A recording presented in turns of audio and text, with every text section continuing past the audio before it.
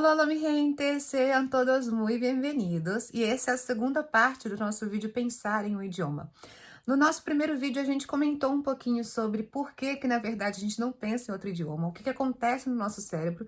E nesse vídeo, a gente vai problematizar um pouquinho mais sobre, já que a gente não pensa em outro idioma, por que então será que tanta gente fala sobre isso? Por que será que tantos professores falam que é importante que a gente pense no outro idioma, quando a gente aprende um outro idioma? Então é sobre isso que a gente vai falar, então não deixe de já colocar o me gusta aqui embaixo e se inscrever no nosso canal para não perder essas nossas conversas, os nossos bate-papos linguísticos e também aprender espanhol, né? E muito mais do que só espanhol. Bom, agora que você já se inscreveu, vamos conversar um pouco sobre isso? E um nível que eu queria muito conversar com vocês é por que então que isso acontece? Por que as pessoas continuam insistindo nesse? Você tem que pensar no idioma. Para você falar esse idioma, você tem que pensar nele. O que acontece? Como a gente já discutiu antes, nós na verdade não pensamos, né?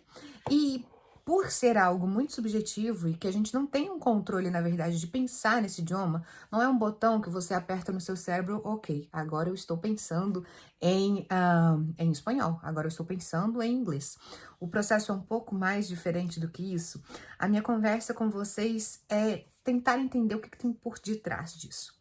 Vamos pensar na seguinte frase: eu vou te dar um chocolate. Eu vou te dar um chocolate. Quando eu penso nessa frase, eu vou te dar um chocolate, eu tenho uma estrutura em português que é muito comum, tanto dos sujeitos, do verbo, de como os complementos são usados, e faz essa frase ter muito sentido. Eu vou te dar um chocolate. Mas como seria essa frase em espanhol? Voy a darte un chocolate. Eu vou a darte un chocolate. Algumas coisas mudam de lugar, não é?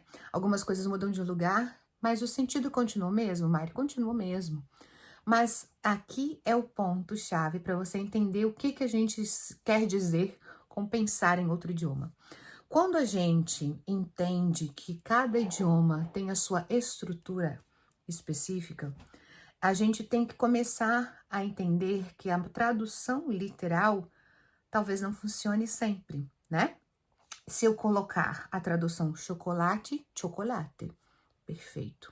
Se eu colocar a tradução chamar de amar, perfeito. Mas olha como funciona com uma estrutura numa frase. Eu vou te dar um chocolate, eu voy a darte um chocolate. Preposição, eu tenho ordens que mudam. E é basicamente isso que a gente escuta, que é uma pessoa quer te dizer quando fala, você tem que pensar no outro idioma. Quando a gente, então, quer dizer com isso, é basicamente que você, quando vai falar outro idioma, você tem que levar em consideração as identidades linguísticas que esse idioma traz. E essa é uma delas, a ordem. Então, eu não posso, por exemplo, isso é muito comum quando a gente vai estudar inglês. Quando a gente vai estudar inglês, a gente percebe que é tudo o contrário, né? Tudo fora de ordem, se a gente vai comparar com o português. A partir do momento que você entende que é tudo fora de ordem é uma perspectiva de um brasileiro, porque para nós brasileiros, a gente já tem o que nós consideramos a ordem correta das palavras. Fica muito estranho eu falar assim, dar-te, vou, chocolate, eu. Não fica estranho?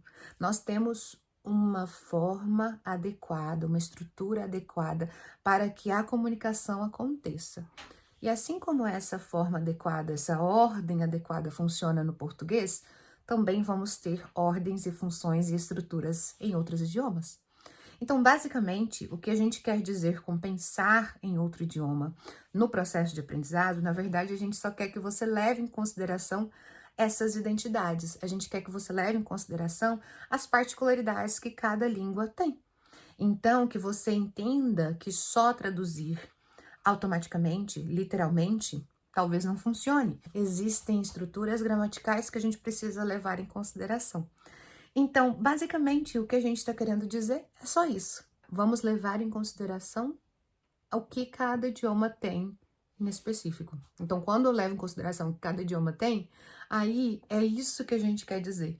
Então, quando um professor fala, mas você está pensando em português, você tem que pensar em espanhol. O que ele quer dizer é exatamente isso. Você está lembrando das estruturas da sua primeira língua. Lembra que nós falamos de primeira língua? Então, a nossa primeira língua que seria o português, a nossa segunda língua que seria a nossa língua estrangeira. Essa nossa língua estrangeira, ela vai ser diretamente influenciada pela nossa primeira língua. E é por isso que quando a gente se comunica, a gente tem essas dificuldades, que é muito comum. Inclusive, a gente vai falar sobre alguns erros que a gente comete nesse processo. A gente pode falar de análise de erros aqui, mas, novamente, eu não quero que esse seja um vídeo teórico, mas eu quero que você entenda o que tem por detrás, né? Então, na verdade, é só que você consiga entender que quando eu digo pensar em um idioma, é basicamente para você lembrar as estruturas que esse idioma pede, que esse idioma solicita. E que quando eu mudo as ordens e de quando eu penso na estrutura de um idioma, vai ser diferente para outro. Basicamente é isso. Quero saber se vocês querem saber mais sobre essas curiosidades linguísticas, se tem algum assunto que vocês se interessem para que eu traga mais aqui para vocês. Ficou mais claro? Me conta aqui nos comentários o que você achou sobre essa conversa. Se você ainda não viu a parte 1, tem aqui também. E, bom, me conte aqui nos comentários e a gente se vê no nosso próximo vídeo. Adiós e nos vemos!